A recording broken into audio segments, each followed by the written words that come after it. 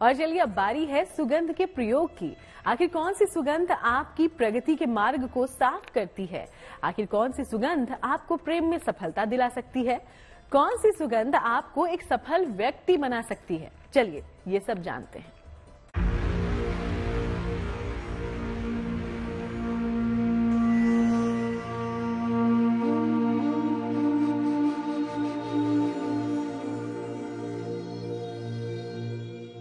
बड़ी शक्तिशाली है सुगंध।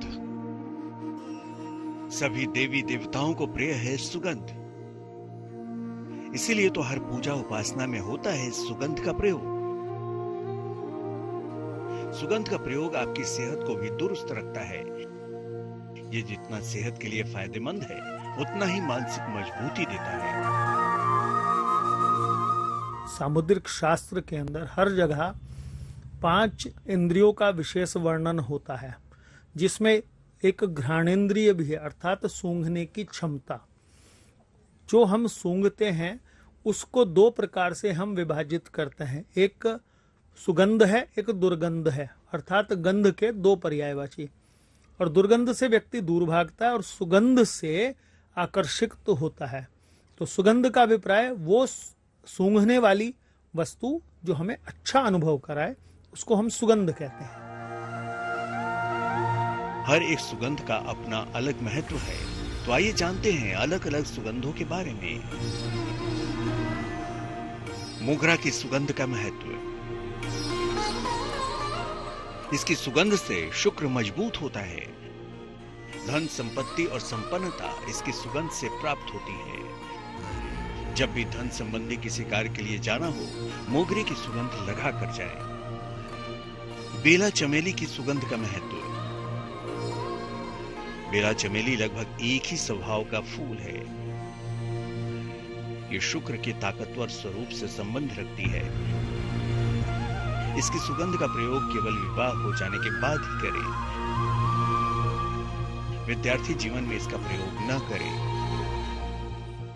ये तीनों चीजें जितनी आपने नाम ली, ये सब चंद्रमा से गवर्न होते, चंद्रमा प्रधान है। ये जब हम ये जलाते हैं तो चंद्रमा अपने आप ठीक होने लगता है। चंद्रमा अपने आप ठीक होने लगता है। इनकी खुशबू से मन को एकदम से शांति मिलती है। और भगवान की पूजा करने के समय खुशबू करने का तो विशेष तौर पे अनुभव किया जाता है। दीपक जलाने के साथ साथ सुगंध के लिए धूप भी दी जाती है। और उसके अंदर, धूप के अंदर विभिन्न प्रकार के तेल और विभिन्न प्रकार की औषधि मिलाई जाती है। इसलिए अगरबत्ती का भी विशेष महत्व का है। ज्योतिष के जानकारों का मानना है कि सुगंध ग्रहों को तो मजबूती देता ही है, इसके प्रयोग से जिंदगी भी महकने लगती है। अब आइए आपको केवड़े की सुगंध का महत्व बता देते हैं। केवड़ा सुगंधित फूलों वाले वृक्षों की एक प्रजाति है। इसकी 2 प्रजातियां हैं, पीली और सफेद। सफेद को केवड़ा और पीली प्रजाति को केतकी कहते हैं। इसके प्रयोग से नकारात्मक ऊर्जा समाप्त होती है। जल में केवड़ा डालकर स्नान करने से नकारात्मक ऊर्जा दूर होती है। अगरबत्ती भी सुगंध का एक माध्यम है, जिसके प्रयोग से कई तरह के फायदे होते हैं। पूजा में भी अगरबत्ती का विशेष महत्व है।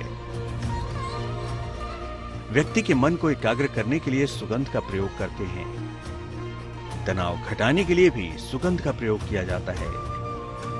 सुगंध से व्यक्ति अपने मन की तमाम चिंताओं को दूर कर सकता है। इसलिए पूजा के दौरान धूप बत्ती या अगरबत्ती का प्रयोग किया जाता है। अगरबत्ती की तुलना में धूप बत्ती का प्रयोग ज्यादा अच्छा मानते हैं। धूप बत्ती या तो पूजा के पहले जलाएं या पूजा के बाद। आमतौर पर पूजा के लिए चंदन की धूप बत्ती का प्रयोग करना उत्तम होता है। तो आप भी सुगंध के इन प्रयोगों को अपने जीवन का हिस्सा बनाइए। महकने लगेगी आपकी जिंदगी।